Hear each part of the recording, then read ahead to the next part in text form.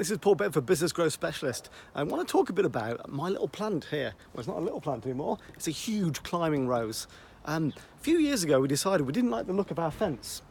And instead of, because it's the neighbour's fence, we couldn't tear it down or do anything like that. So we decided to hide it. And we decided to hide it behind a huge climbing rose. But the problem is, when we bought the climbing rose, it wasn't big at all. It was actually really tiny. So it was a tiny plant. And we planted it, and instead of actually just leaving it there and hoping it would actually grow, we had a vision of way we wanted to do. So we put wires, guide wires, all over the fence, and we basically every single week we fed, as it was growing really slowly, we fed the plant, the climbing rose, through the wires, and we guided it on a weekly basis, fed it, made sure it grew. Sometimes we had to prune it back when it grew too much in the wrong direction, painful for the poor plant. But as you can see, the mission was fulfilled. It's now a huge, beautiful climbing rose. And you know what? It's a lot like business.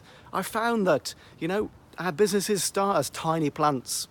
And we have a vision on where we want our business to go. And we know they're going to be great.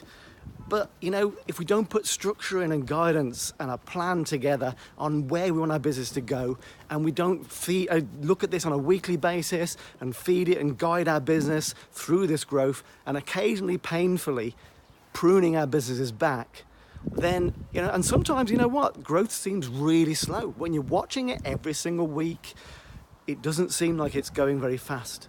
But eventually, what actually happens is you turn around and you see that your business has turned into that massive climbing rose that has spread in a real structured, beautiful way.